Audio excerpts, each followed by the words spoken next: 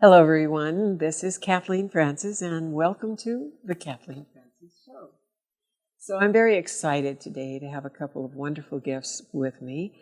I had hoped that was having a guest co-host by the name of Addison Welsh.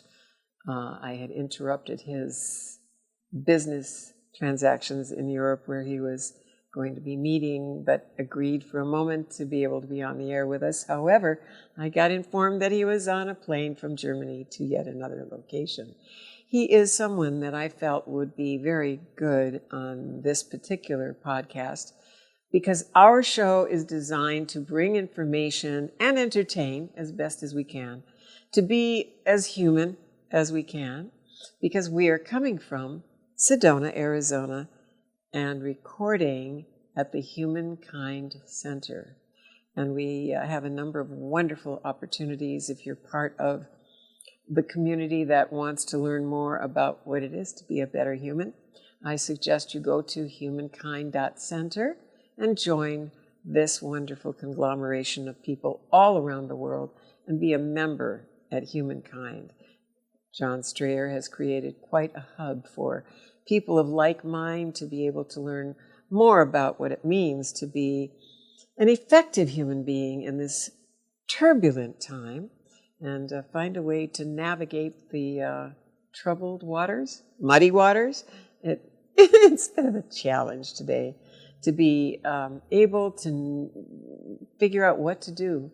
Confusion, I have just discovered, is a high state of consciousness, because when we're confused, anything is possible. And so stick with us today.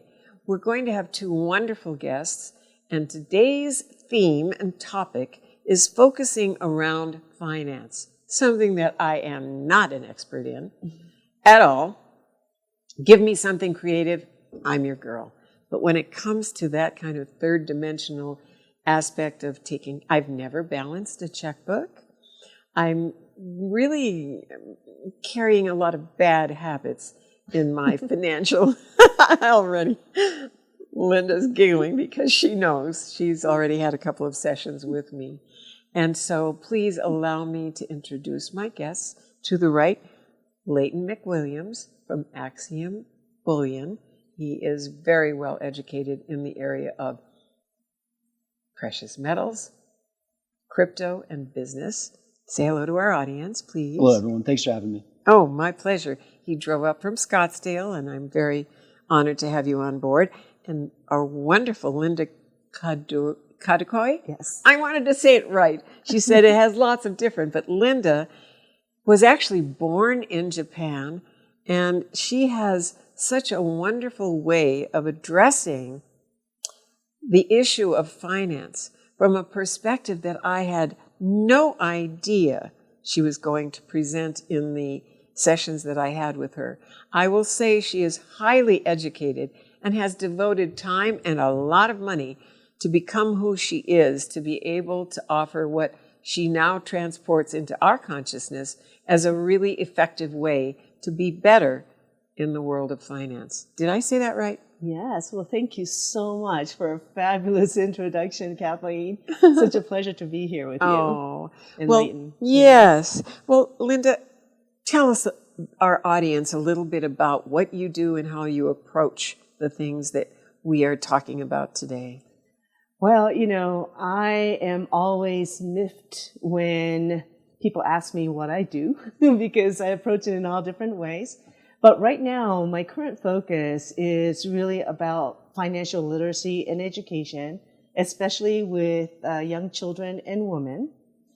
And I found through a lot of things that I've done that money is actually a hard topic, almost sometimes even more difficult than talking about sex. Yes, I noticed. And so as I start to have conversations with people about money and their finances, to me, it's an entry point into really healing and tapping into their life. So we really have to work with money in this 3D world, but at the same time, how does money relate to you and your value in the rest of your life?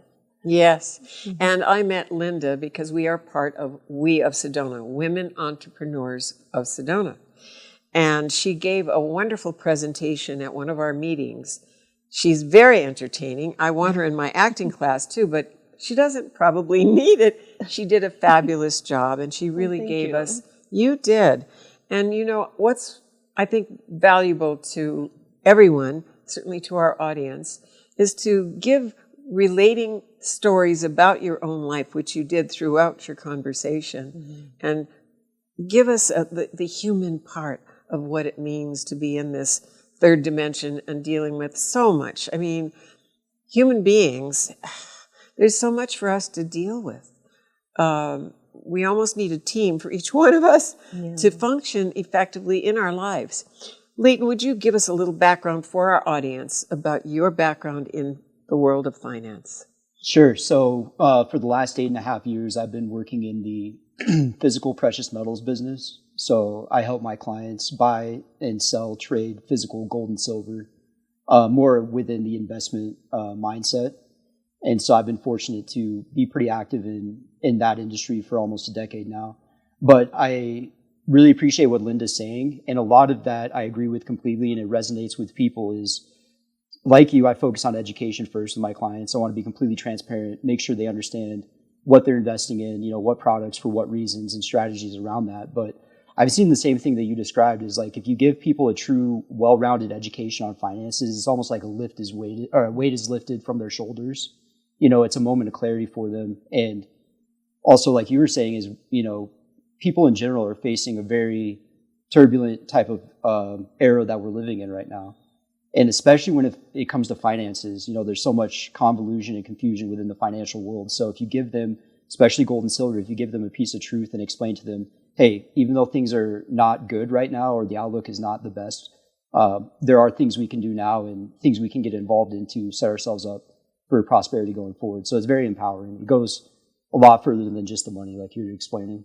Yeah, I found that I used to coach a lot of women entrepreneurs, and they are very savvy and very good in business, but no matter how much their revenue increased, their profit increased, I found that a lot of my clients still felt like they need to make ends meet. And that's when I really realized that we need to go back and really look at how to work with cash flow and managing their money, which goes beyond what you do within the business, but in your own personal world. So that's pretty much where I ended up stepping back into this financial literacy. And Leighton and I were talking about, it's really about empowering each person to really have accountability and truly understand what's happening with their finances and their wealth and so on and so forth. Because another aspect is that I meet a lot of women that feel like they just don't have any money, and they don't want to talk to me because they feel embarrassed or guilt, like, oh, I really don't have enough money that's worth for me to have conversation with you. So that's when I say, well, that's exactly why you need to speak with me. And when I do speak with them, they do have some things to work with.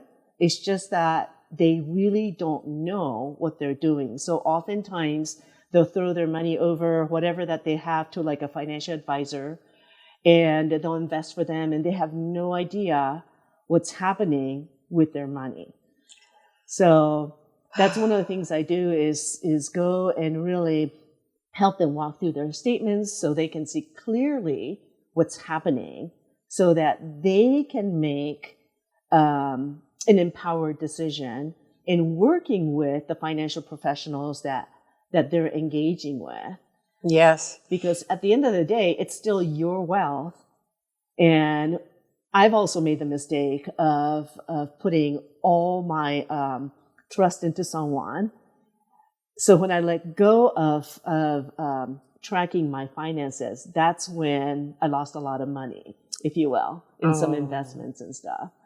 But what I admired so much about you, you reflected to me in our first meeting, and I was one of those people very reluctant to, because it is embarrassing. My finances are not great. And it's kind of sad because I've been working since the age of 10. Come from a big Italian family. They picked me up at school, and by God, I did an adult job from the time I arrived at our family. Yes, our Italian restaurant. My brother Jimmy, of course, we were just little kids, but by gosh, we carried our weight there. But the imprint that happened there was I was working, and you can relate to this. I started working. I mean, I would peel the potatoes, I would prep all the salad and the vegetables, and I mean, I was necessary in that operation at that age. Then after everything was prepped, then I'd go out, wait on tables. Then I'd jump up on the stage and entertain everybody. And then after all of that, I'd wash dishes till 2, 3, 4 o'clock in the morning. And then still have to get up and go to school the next morning. But here's what set in motion for me. A work ethic that was nonstop. Yes. And I'm still doing that, right? Yes. But here was the bad thing. I never even got an allowance. I got tips from the restaurant. I saved all of my money. And then my father and my brother and whoever would come to me to borrow money from me and never pay me back. So that was a program in there that I think you and I, in our relating, in our sessions, need to kind of take a look at and see how to do a little repair work on that early programming. Yeah, the mindset and all that. Yes. When I left corporate not even knowing what I was going to do next, but my passion was about financial literacy for younger generation and the women. And the reason women is because I volunteered a lot in going into junior high school and high school to talk about financial literacy. But what I found was that when they're younger, if the mother or their household doesn't support that, right, they just kind of revert back to whatever. So then I realized that it's really important for parents to develop that habit in order to help their next generation develop a different kind of habit in working with their finances. Oh, the epigenetics. Yes. The conditioning. So one of the things that is an earmark of both of you, which is why I wanted you on my show and pair you together, is what I know, and Leighton commented that to me earlier today, is that you have a true heartfelt ethical posture in the work that you do. Now, all of us have been hurt, and we've been damaged, and we've been lied to, and we've been betrayed. Am I right? Been there, done that. Yeah. It doesn't feel good. And with the current situation with AI, I mean, AI is creating all of these new websites that are not real, but it's designed to get people's credit cards. And I mean, I have a retail shop that people come in. I have my boutique in Old Town Cottonwood, and people come there, but I know that a lot of people go online to buy things, and that has been an interference for the retail shops. But now I see that this new threat to people might cause people to want to actually come in and have something tangible. Here's the money and here's the product. You have it in your hands. I'm not waiting for it to be mailed to me. That never comes. That's what's happening. That's the new latest. And there are plenty of scams. I mean, I've been a victim of it that seriously damaged me. And I don't think I ever really fully recovered from it in my finances. So, relating to that, Leighton, what's your take on the current, what you assess as the current atmosphere of crypto and precious metals, and where should people put their attention, do you think? Well, I would say at the end of the day, somewhat of diversity is kind of the best option for long-term survival, which has been kind of a common sense approach for investing for decades now. A problem we're facing now is the options of, good places to hold your money or put your money into are kind of becoming less and less. So as far as crypto is concerned, it's a very interesting social experiment with society and people that want to engage in a money system that's disconnected from the government or disconnected from the control systems that have been in place for decades now. So I consider it an asset class, and I consider it a major speculation at this point. Gold and silver are very much compared to cryptocurrency in the average thought process of most investors. And there are some similarities. Gold and silver have been money for thousands of years. Crypto, it seems to try to take on this characteristic of being an alternative money, which there are millions of dollars of transactions done in different crypto every day and have been for 5-10 plus years. So it very much is an active money in our society, and it is an alternative to the U.S. dollar or other government currencies around the world. But one fundamental issue that crypto has is its volatility. One of the most fundamental requirements for a money, quote unquote, is a steady measurement of economic value over time. And so you want that reliability and purchasing power with your money. So for that reason, I think the current versions, especially the most popular cryptocurrencies, might not, in my textbook definition, my mind, be exactly a long-term currency for us. But one of the best results of the emergence of cryptocurrency is the absolute need and want from citizens to engage in some sort of alternative form of payment transaction compared to the US dollar.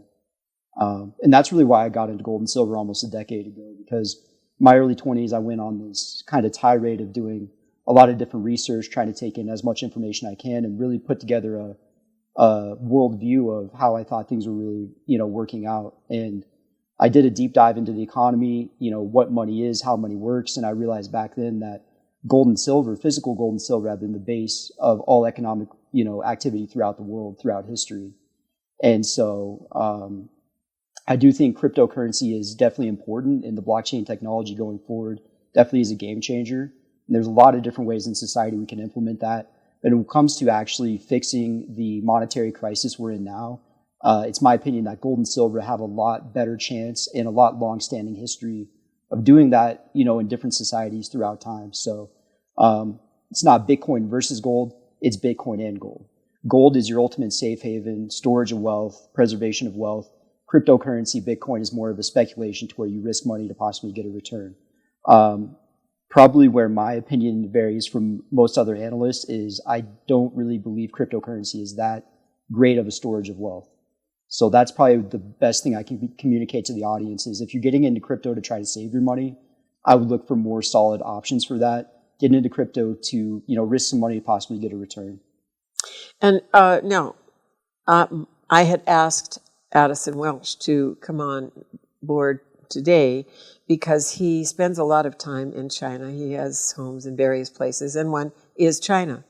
And now he was informing me that China, I believe that they are at $300 an ounce in China. And we had actually talked about the possibility of him doing some transactions with China, because I know even now, because of my shop, I have Native American jewelry makers who cannot afford to buy the silver right now at its current prices, and that's going to cause a little break in the continuity of my Native American authentic jewelry makers who are now struggling to see how they can continue with their craft under the current conditions of what silver is happening now. Silver is being used in China for industrial purposes, correct? Yeah. Tell us about that. So silver is very unique compared to any of the other precious metals. Is it not only has a financial drive on the price action, but it also has an incredible industrial demand that's been growing for 5+ years now. But of all pure elements, silver is the single most light reflective and the single most heat conductive. So it is the prized possession as far as materials go for a lot of these emerging technologies: solar panels, electric vehicles, biomedical applications. I think there's over 1,000 different applications for physical silver. But that's what really sets it apart from these other precious metals is it kind of has a dual-edged sword. So it's not only a storage of wealth, a necessity for the economic side, as far as the finance system, the money system, but also a very critical key component for manufacturing for a lot of different industries. So I think we're going on the 4th year now that the global production of silver is completely consumed by specifically the manufacturing demand. Really? Correct. And what you see going on in other countries around the world, Japan as well as China, is the true price to buy a physical ounce of silver, like a coin or a bar, an investment item that I deal with every day. That is going up significantly higher, and it's overcoming the paper price of silver as far as buying and selling paper contracts. But that's one of the main reasons when I got into the business, I decided to stick with specifically the physical trade of precious metals. Most of my clients will buy it, take it home. Some of my clients do an IRA rollover, 401k conversion into physical gold and silver. And then I do offer storage accounts for clients that don't want to take on the security factor of holding physical metal at their home. But when push comes to shove, physical gold and silver are actually a very finite resource. And what's going on around the world right now is citizens are realizing that whether it's the US dollar, the Chinese yuan, Japanese yen, all of these currencies that we're working with around the world are fiat currencies. And what that means is there's no true anchor to how much amount of currency they can create or they can print money, is what we call it. So citizens around the world are starting to realize, listen, the paper currency that we're using is starting to lose purchasing power in a significant way. So we want to run back to get ourselves secured in something that is real, tangible, has zero counterparty risk, something that has held value for thousands of years. So when you hear stories about the price of silver going up to $300 an ounce in China, I do believe that that's a little bit of a preview of what's going to kind of waterfall or domino around the world as far as when push comes to shove, there's going to be a major rush towards physical gold and silver, and that's where the price of actually holding it in your hand is going to be significantly more than the paper price. Long story short, it's a supply and demand issue. Yes, indeed. I know that's true, Leighton. And now, may I suggest to our audience, can they contact you? I know you've been very generous with your insights. I've known that about Leighton from years ago when I first met him, and I was actually videotaping him. He was on a business radio show in Phoenix, and he needed someone to cover him with video and production for that, and that was what I did for him, and I was very impressed with his interview there. I don't remember the name of the show. I'm sorry. I don't know if you remember the name of the show. It's called Money in the Morning. Money in the Morning. All right, let's have some. So, Leighton, is it all right if people contact you? And yeah. And do you want to let them know how to do that? I think we've got a super also for you that Sure. John Strayer is doing. But what can people expect if they connect with you? So I've been in the precious metals industry for, like I say, 8.5 years now. And I've worked for 3 different precious metals brokerages in the Phoenix area. And then early last year, I broke off and actually started my own company, Axiom Bullion. But as far as working with me, it's very much a down-to-earth, face-to-face, personal type of conversation. And when I started Axiom Bullion, like I say, I got a pretty good, well-rounded view of how the current precious metals industry has operated. And I want to kind of change the game. I wanted to not just run a coin shop, a place where people could come buy and sell gold and silver, but offer a little bit of a higher level service, more like a concierge style brokerage. So I'm not out there chasing, thousands of new clients every month. I just want to make quality connections with clients that I can build a relationship with, trust, which is a big deal in the precious metals industry. But as far as working with me, I'd say it's you gain perspective, truth, and a plan of action. And one of the ways that I really set myself apart, it seems like you're kind of on the same mindset, is just focusing on education at the end of the day. In finances in general, but then specifically, especially with physical gold and silver, there's still a major disconnect between the average American and the knowledge of physical gold and silver, why it's important, how we use it, how you buy and sell it, strategies that go along with it, etc. So working with me is complete transparent education. And over this last decade, I tell people I feel like I've developed even more of a passion for teaching people about gold and silver than even helping them, position themselves or liquidate. But would love to talk to anyone about it. And it's a free consultation or a free conversation. So, it's no commitment required, but my website is axiombullion.com, AXIOMBULLION.com. you're welcome to go there, check out my website. There's a tab there. You can schedule a consultation call with me if you'd like. You can reach out to me or just send me an email. My email is my first name, Layton. So that's Layton at axiumbullion.com. But I'm an owner-operator right now. I've worked at different precious metals companies that have a lot of employees. But when I started my own company last year, I just wanted to keep it very low overhead and just focus on giving my clients the absolute best price and the best value when it comes into gold and silver. But yeah, just down to earth, very easygoing conversation. And even if you end up not doing business with me or not getting involved in precious metals, I guarantee you're definitely going to learn a lot about gold and silver, a lot about what money actually is, how the system works, and at the very least leave the conversation with perspective, which I think you've experienced as well. I definitely can verify that. And it sounds like, I was hoping that the two of you could connect and see what the two of you, I'm very good at putting people together. It's one of my skills. And I'm hoping that, that we can all benefit from this interaction, from this show, and from the information that we are sending out into the universe, because no surprise, this is never taught in school. The educational system has turned into a way for the agendas of the elite to create a mindset that is not in our favor as far as being effective human beings, learning life skills that actually empower us. And I can't get into that whole thing because it'll probably make me start to cry. I don't know. I'm just being myself. But I wanted more information coming in the direction of what you do, Linda, because Linda has invested a great deal of money and time and devotion to a mindset that has something that is unique in the arena of her pursuits as the financial advisor. And Linda, would you mind sharing a little bit about who you studied with? I found that to be greatly fascinating, and I think that that's something that creates a uniqueness about you that I want people to experience. Wow, that's a Did I open up? Itself. I've studied with so many people, but I'm certified in several healing modalities that really helped me as I worked with hundreds of people.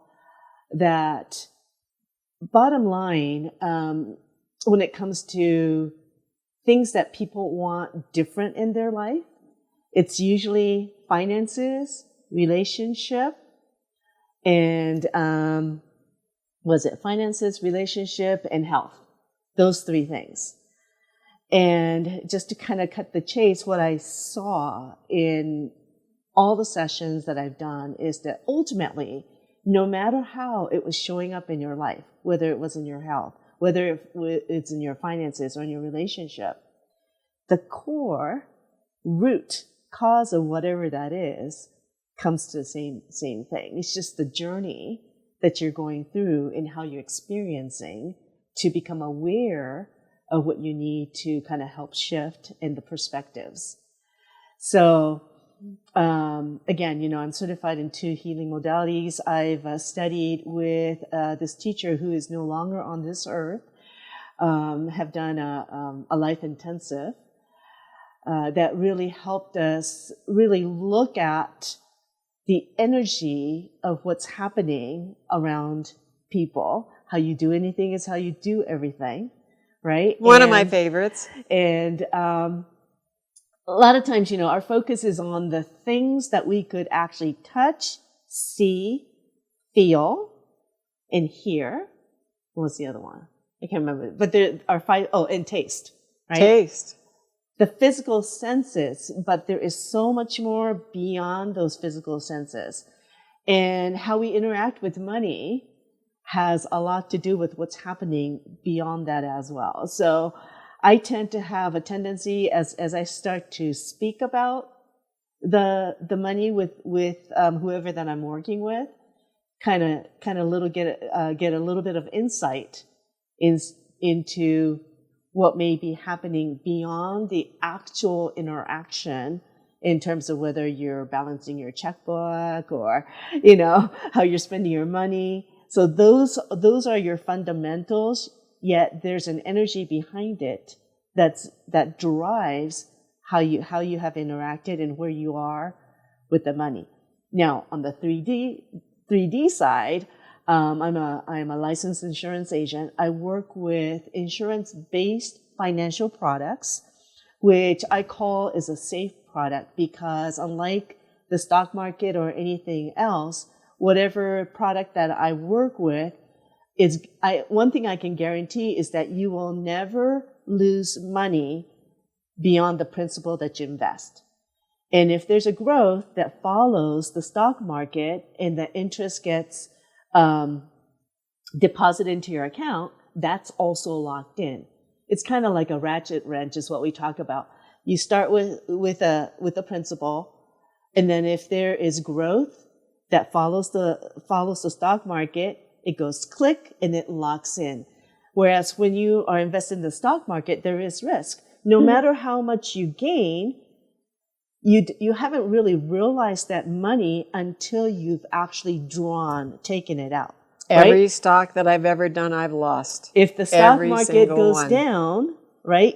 Even if you've gained 50%, 100%, if the market like I've experienced 2008, when my retirement funds basically cut by 45%, you lose all that. So I had an IRA and they went out of business. I didn't know that was possible. yeah, so the products that I work with, if anything, there's one thing I can guarantee is that you'll never go below what you put in, and every time you get a deposit on top of that, that becomes your floor. Wow. So the whole thing is, I was having a great conversation with Leighton yesterday, is that talking about diversification, right? The reason you diversify is because there is risk. Like mutual funds and things like that, they diversify all the different types of stocks so that if one stock goes down, hopefully the other one will go up and it minimizes your loss. But if you really think about it, we talk about putting all your eggs in one basket, and you don't want to do that. But if you put all your eggs in one basket, and if you knew that basket is going to make it to the other end, wherever you want it to go, and you know for a fact that it's going to get there safely, there's really no need to diversify, right? The only reason you diversify is because there's a risk that a couple of them might crack along the way, right? So you want to put some in this basket, some in that basket, some in that basket. Like in the corporate world, we used to fly key people in different aircrafts just in case, if we're supporting like a client or a show, just to make sure that somebody got there, right? Oh, I mean, for sure. that's kind of a diversification in a different way. So as we get older, the runway to be able to recover from any kind of downturn gets shorter and shorter. So if you think about like we're in like the mid 60s or even 70s, and if you have all your retirement money in something that could lose or have a risk, in the moment that you need the money, if the stock market goes down, you're host. You might not be host, like if you have enough money, but if you don't have other things like gold or different things that supports your retirement account, right? You're losing money and you don't have the time to recover it. So one of the things I talk about is that as we get older, the risks shift from the market to risk of longevity, right? Right. Does that make sense? It does. Because now you don't know how to manage your money to make sure that your money lasts. And then so that's why even if you have a lot of money, you're like, well, I don't know if I could spend this much because I might live another 15, 20 years. And That's the idea. yeah, but Let's try to do that. if the market goes down or if there's inflation or whatever, how do I know if the wealth that I have today is going to sustain for the rest of my life? So that's why the risks shifts to the risk of longevity, because, none of us really know how long we're going to live, what the market is going to do, right? Because there's a lot of emotions involved. It's not a factual thing. Mm-hmm. My crystal ball is just as good as your crystal ball. And then there's a lot of data that could project and kind of give you an idea of what that might be, but that's all based on history. And you really don't know if history is really going to repeat itself. And even if it did, is the cycle going to be exactly the same? Yes. Yes. And especially in this current global condition, it seems as if the energy on the planet is for such a chaotic upheaval of what we have been used to, that the confusion to find our way is way out of their crystal balls are all broken. My magic wand has been in the air repair shop for a long time, and I don't think I'm going to get it out. I don't know. I mean, I was used to being able to manifest things very quickly. Mm-hmm. And now, and especially because I know so many of us, our own frequency or our awareness, our level of consciousness is moving in such a fast pace. I'm experiencing that, and I know that other people that I know closely are going through it as well. And there's a sense of, gosh, I'm not sure who I am anymore, because this is what I voted for. I wanted to reinvent myself.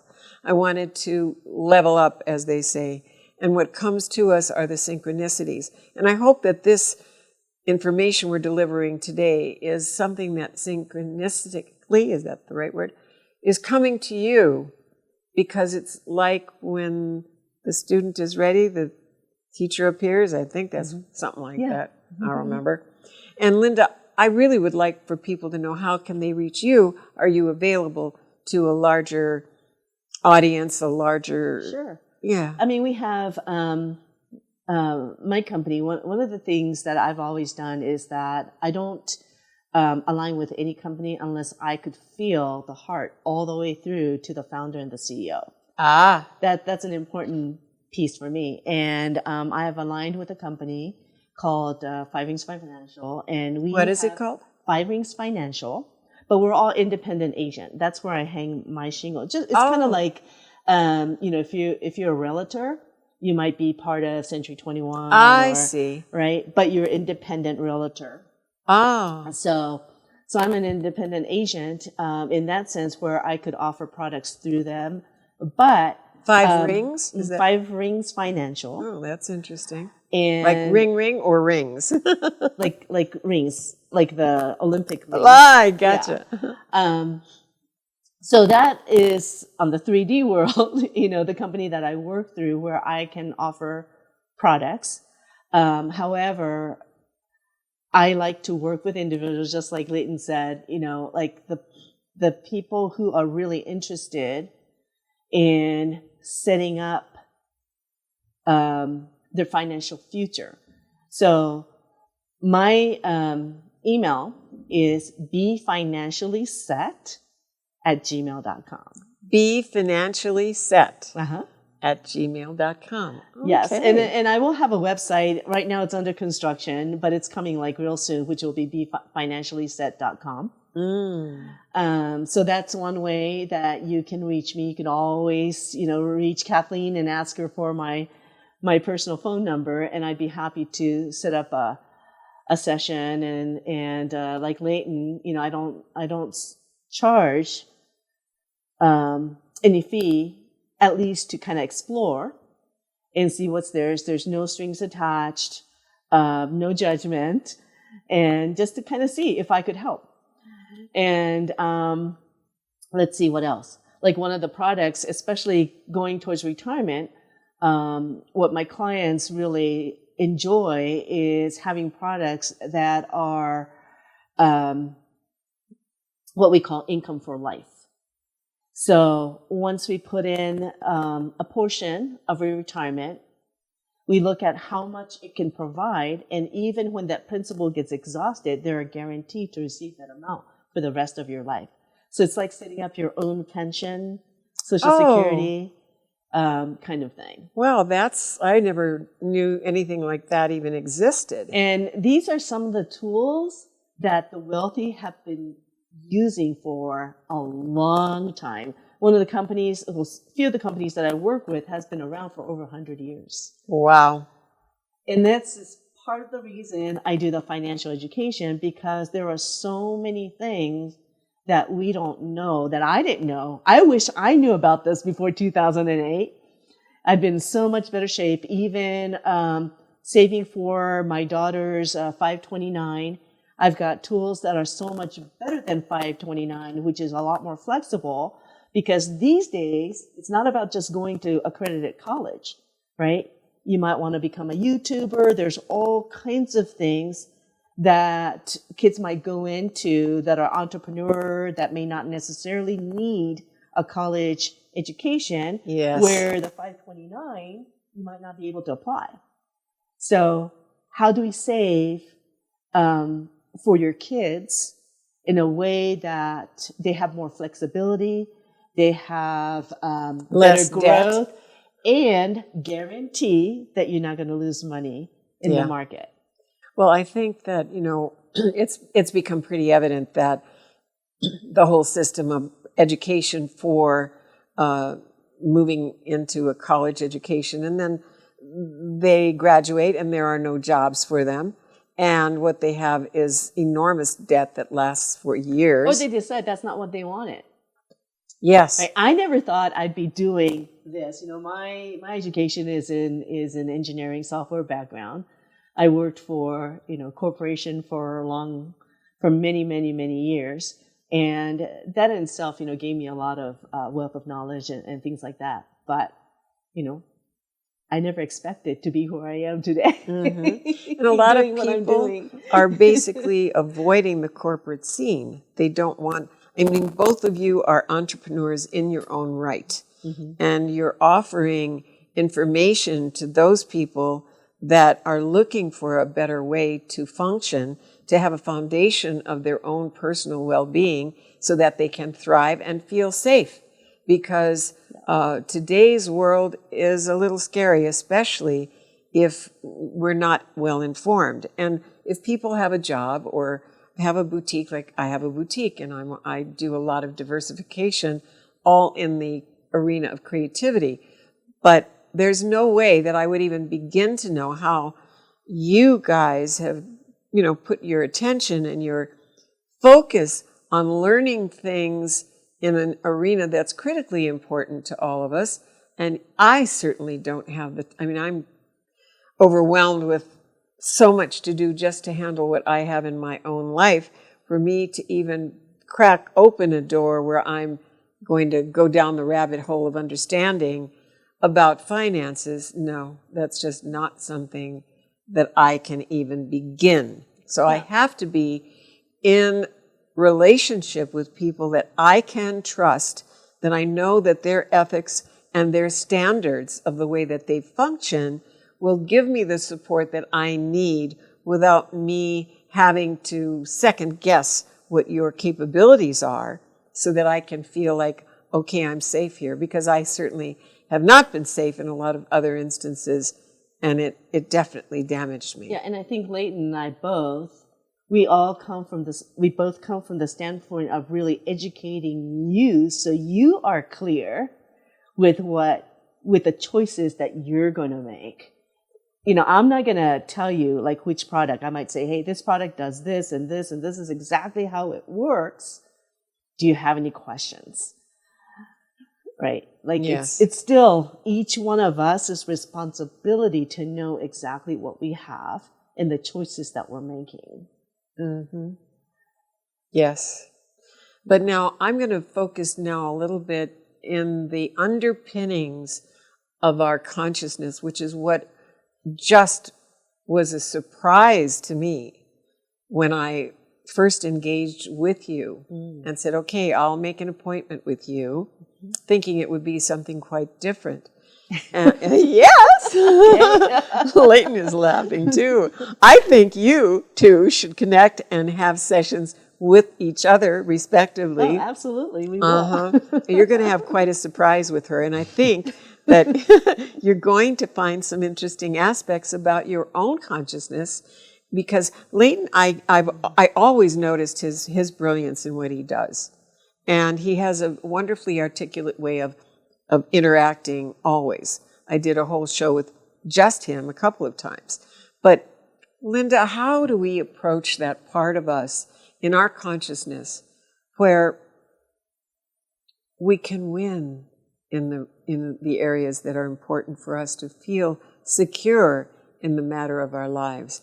Where do we find those things that we need to excavate in the consciousness of us where we can have more power in the matter of our lives?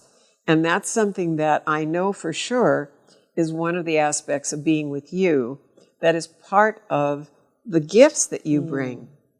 Well, I would say, it's really a loaded question, Kathleen. I love loaded questions. That's what I live for. I'm about that. Because my strength is really, I love the one-on-one work because every situation is so unique to each person.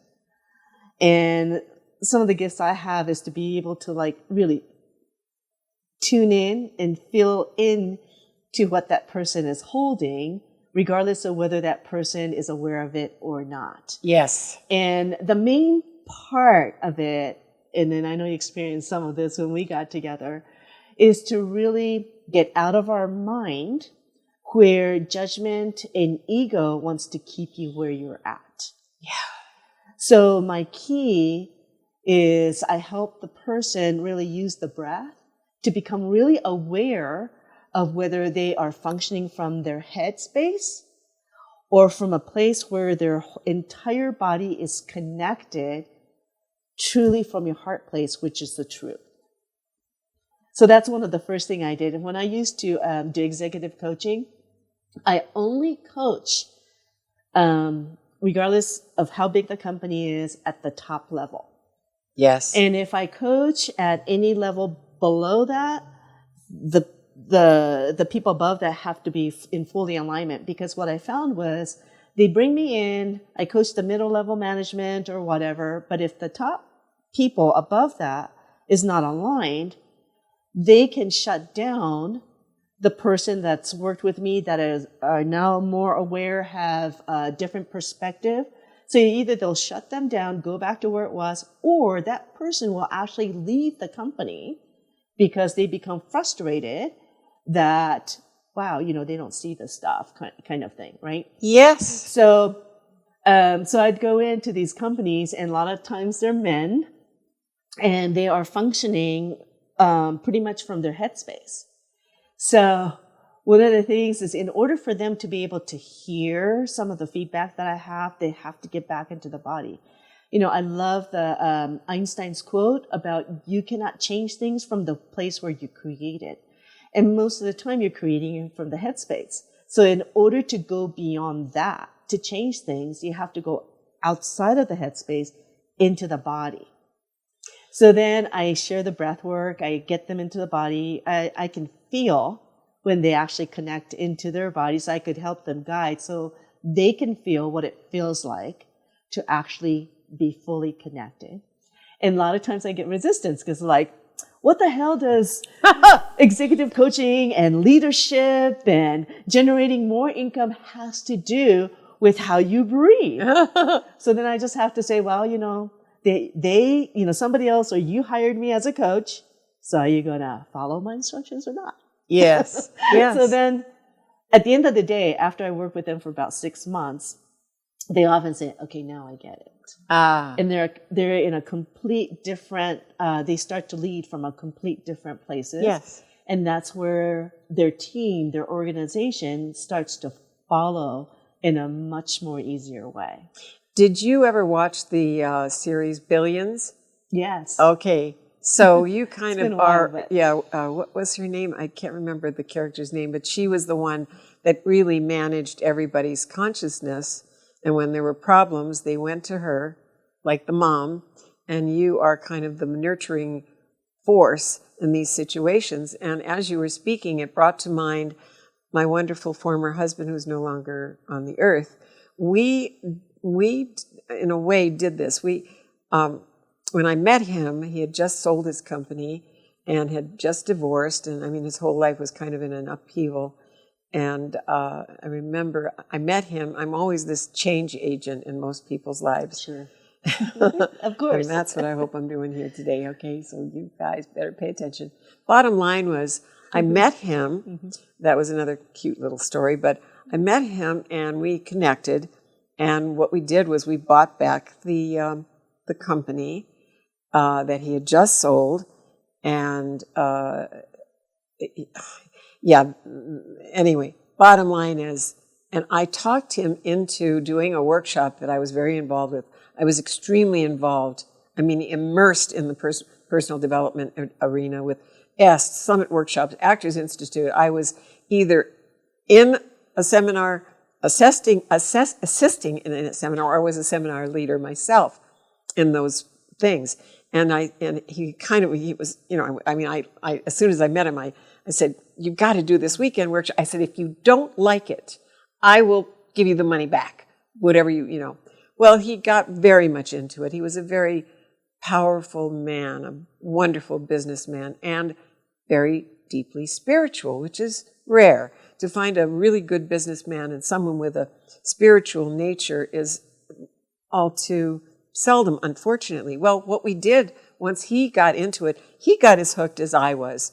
And within a 2-year span, and we put our managers through these programs that we were involved in, because, we started at the top. Yep. And then exactly what you said, we transformed a business that was a manufacturing facility, doing $1 million a year, losing money. In 2 years, $8 million profitable, moved from a dump in Pacoima to a big space in Burbank with double our employees. And that's what we did because we were united in this effort. And exactly what you said. When I came in there, I was well hated because everybody had Daddy Doug and everybody was doing well, but Doug was not because he was too kind, too generous. And I'm that way, but when it comes to somebody else, I have this tiger mama. Oh yeah, no, you're not going to do that to Doug. And they hated me. All of a sudden we went into each department and we found out what was not working. The things that people were doing were not supporting the business. At 10 o'clock in the morning, the extrusion department, they were drinking beer. I said, no, I'm sorry, guys. We're getting 20% rejections. Well, I wonder why that is.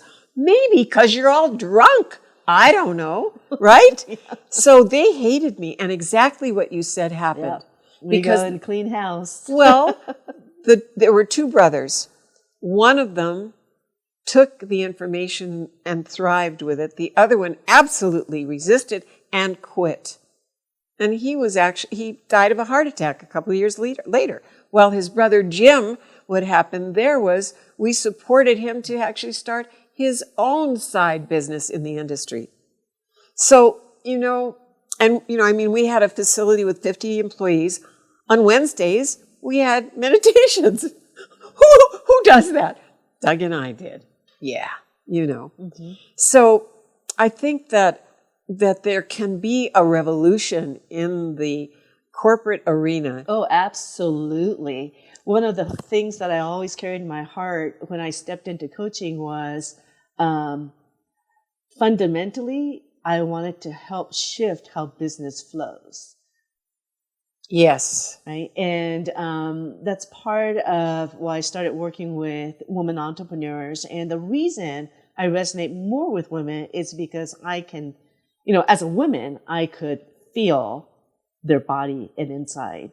But I worked in a corporate world, in a high tech world, where I used to be the only woman in the boardroom. I've done that too. Right. And then my president, like I was sharing with you a little bit before the podcast. Yes. But somehow, some way, when there's a project that is failing, that they're ready to give up, to just write it off, last resort, it falls on my lap. And Kathleen, there were times that I cried because I really didn't want to take on that project. Oh, I understand. And then I'll turn it around and they become the best team. People thought, the management thought it was a losing team, but it wasn't really the people, it was the leadership. And then the products that they produce becomes award winning product. And then every month when I have a meeting with the president of the division, they say, Linda, what the hell are you doing? Everybody comes, all the program managers come and ask for more money and more time, more money and more time. You take this program that's already 3 months behind schedule, X amount of money over budget, and you continue to bring it back to where it's supposed to be. And when I take over the program, people don't like me, like you're saying, right? I go through a review, I look at everything and stuff. And then here she comes. at the end of the day, once we've launched our product, people tell me, when they fired the previous manager and brought you in, I was just so devastated because I liked her. She was so nice. And all that. And oh my gosh, you took over and I was not happy. But after this, I'll come work for you no matter what project you're going to have. There you go. Yep. So it's really about the leadership. And I didn't know back then what I was doing. Oh. So when the president asked me, so what are you doing? I did not know. I was just doing naturally what was logical to me, what needed to be done. But the main thing was really the people relationship. Yes. They didn't feel valued. And I don't know if we have time for this, but there's this man who eventually retired, but he was already disgruntled. He's like, I'm just sitting here waiting to retire. As often as and he the didn't case. want to work. So I said, well, what, I really value your skills. I need to have you really support me to turn this project around. What would make you feel inspired and motivated? Oh, beautiful. And to make a long story short, you went through all this story, and he says, wow, if the company would buy me like a red Porsche, now that would mean recognition, is what he said to me. How cute. So I'm like, okay. I went to the Mattel store. I found, I don't know how many Matchbox cars I dug through, but I found the red Porsche Matchbox car. Next morning, I went into his office. I put the red Porsche on his desk and said, I just want you to know that I value you completely. Here's your red Porsche that you wanted. Oh, my word. So from that day on, he would be on the calls with me from 5 a.m. to 8 p.m. across the globe as we talked to Europe, across U.S., to Asia, to pull the team together. That story. That's the red Porsche story, what will motivate and inspire you. And one of the things, Linda, that I live by. And he still talks about that. Right? Yes, of course. You see, you created a moment. Mm-hmm. I live by this, what would you call it, this principle. Life is not about how many breaths you take, although you do breath work. It's about how many moments you can create that take your breath away. That's what I want to do. I've done it unconsciously my whole life. But that's what my show is, what I really want to bring to you each time we meet on this screen and in person. However, I want to create, I've done it. I love to do that. I love to create a moment that inspires and motivates. Some surprise, something they don't expect. And to create the atmosphere, the groundwork where something like that can blossom out of the experience that we have. Because he still talks about it. Why? It's because never about the money. No, it's not. Although I teach like about the money, but it's never about the money. Right? People never leave because they're paid too little or anything like that. That's true. They never resign from a company. No. That's usually not the main reason. In fact, what I recall is when I met Doug, my former husband, he sent me a card shortly after we were doing all of these wonderful things together. And he put in the card, I think I still have it somewhere, that he said that when he had met me, just before he met me, he had a little ranch in Petaluma, even though we lived in L.A. And he said, I laid there on my bed and I asked God to just take me because I had felt like I was done. I sold my company. I had just gotten divorced. I raised my kids. And I just wanted to not be here. And then you came along. And I have done that repeatedly in my life. I don't know if that mojo is still in me, but it's exciting to me. I did it even when I was young, where somehow I connect with someone and I potentiate them. Someone quite powerful had once said that to me years ago, that you potentiate me. And that's what I think you do, and I think possibly Leighton does in his own way. Yeah. If we can come together in a powerful way to bring the very best version of who we are because of our interaction with one another, what better job on earth than that? Because in a way, I hate the whole idea of money. I know this is what we're talking about, but money just causes wars and causes disruption and divorces and all kinds of nasty things. Well, that's a belief. Oh, it is a belief. Thank you, my dear. Money is like, the actual paper money, whatever, is whatever energy you give it and however you define it, right?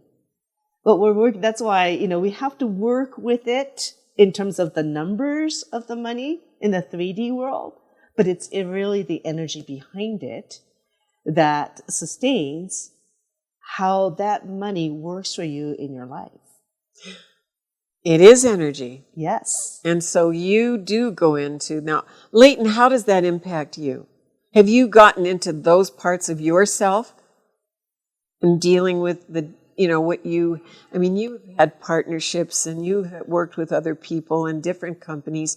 What have you self-discovered about yourself in this regard? You guys have made a lot of good points. I think I'm similar to Linda in other ways. I'm not really motivated by money. I got into the gold and silver business because I believe in gold and silver as a true answer to the monetary system, the issues we're facing right now. So it's an actual solution for wealthy people, poor people. Basically, inflation's, affecting everyone. And then I do agree that we're going through a little bit of an identity crisis right now. And to me, truth is power, knowledge is power. And that's the greatest impact that I can have on people, not even giving them a good price or giving them a great service when it comes to buying and selling gold Which and he silver. always does, by the way. But more about giving them that idea of independence and a little bit of security in a world that is very upended right now. And like I say, I think insecure. There's a lot of people, most citizens right now are facing a little bit of identity crisis because for the last handful of decades, you were able to pretty much, as an American citizen, put your head down, go to work, and the amount of money that you made sustained a lifestyle that was at least average. That's not what we're facing right now. Inflation's getting worse. The dollar is buying less and less. So a majority of the population is caught in this stasis period of like, okay, we understand that the debt cycle, the money that we have coming in, the outlook on society isn't sustainable. So it's kind of drumming up a little bit of insecurity and a little bit of a fear state for a lot of people. Yeah. So I'd say more than just, helping people buy gold and silver, I really put that piece of perspective into their mind and give them a confident way to avoid the things that we're facing right now. Mm-hmm. And Leighton, would you say that the reason when the U.S. currency became unstable and the inflation is all that is when they took the U.S. currency that was tied and backed by gold, right? Yeah. When that went away. Yeah, absolutely. So. Gold and silver have been the foundation. I mentioned this earlier, but physical gold and silver have been the foundation of all economic activity throughout history. And up until 1933 and then a second modification in the early 1970s, the United States dollar was backed by a certain amount of physical gold. Yeah. So that physical gold is borderless. It's been money forever, and regardless of what country you are in the world, that gold will always have value. It always will be seen as one of the most desirable forms of money.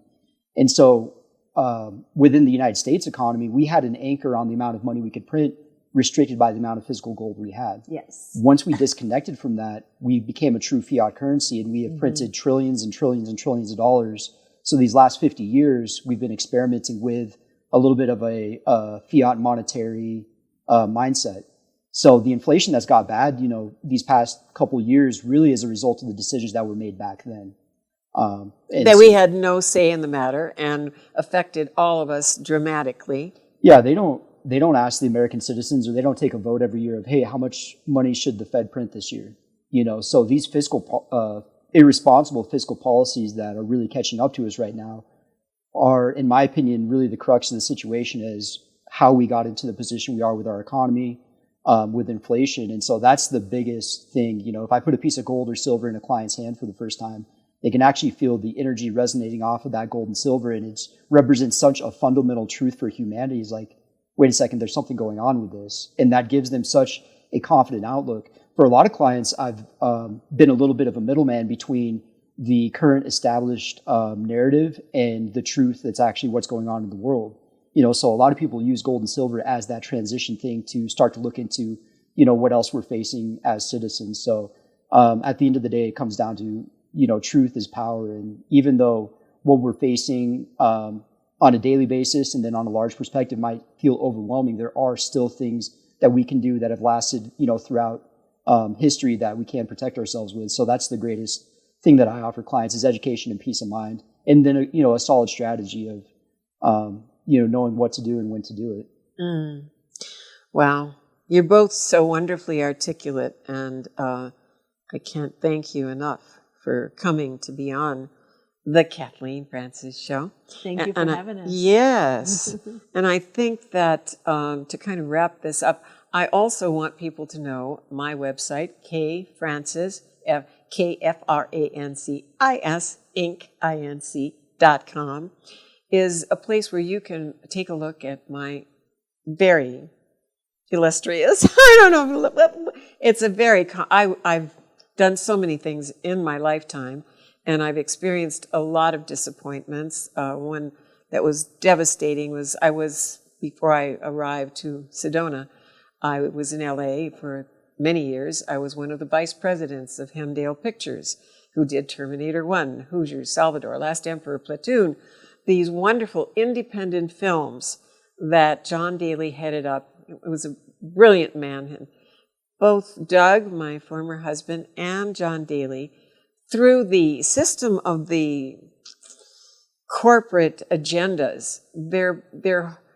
companies were stolen from them. Both Doug, who lost his company, that's another long story, but John Daly lost his entire 100-film library of brilliant films and the 3-story building that we were all in that now Quentin Tarantino owns because of a bank issue that through one of his loans on one of his films. And John Daly was dead within 2 years with cancer. My former husband also died of cancer. I think the disappointment, the deep-seated horror of their life's work being ripped away from them, and that they know that there was evil intent for how that happened. The helplessness that I think people can oftentimes feel causes great harm to us.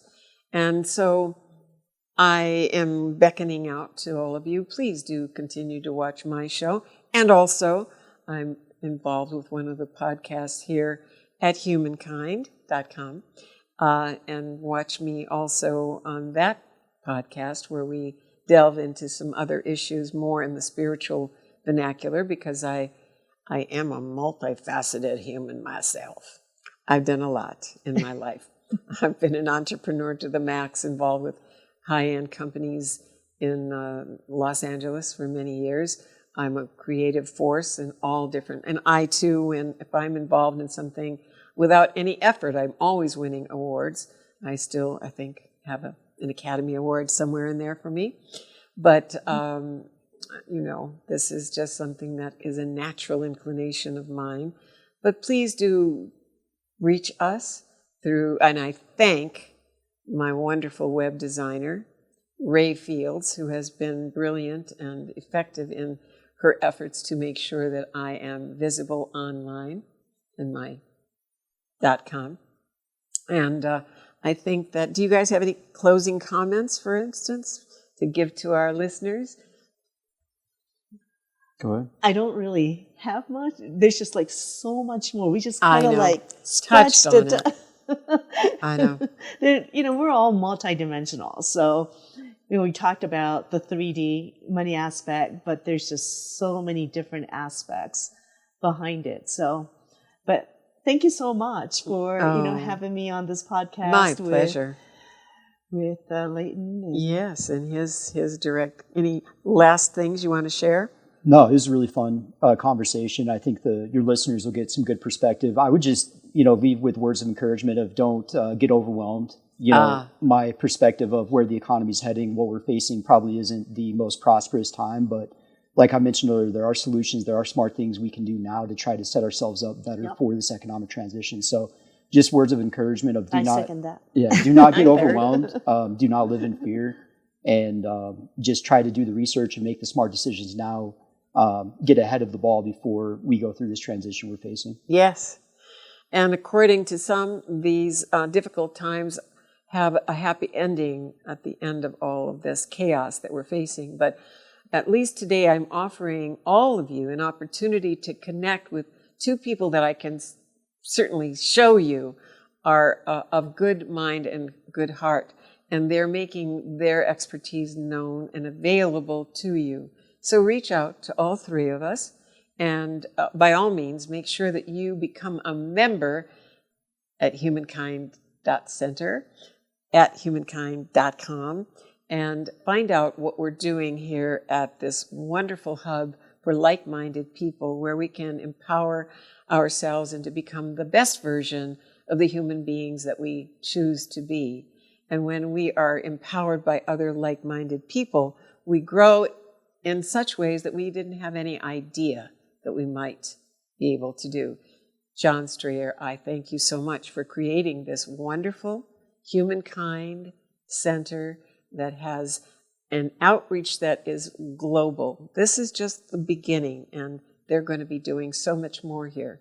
And those of you that have lots of money to spare, please do get in touch with us. We have a good place for you to put that money and to make an impact on the world, because I think we're reaching a place where the nature of who we want to become is shifting, and we're getting in touch with aspects of ourselves that we did not even recognize before, that there's a yearning for us to be something that we didn't even know we wanted to be. I'm grateful to Addison Welsh and to a lot of other people who have contributed greatly to my life. And I hope to have them on my show. And I wish all of you the best possible week, year, lifetime ahead. And please continue to watch the Kathleen Francis Show. Connect with me, connect with my guests. And with that, I will bid you all a wonderful, wonderful day. And that's it for me. Take good care, everybody. Kathleen Francis saying bye-bye for now.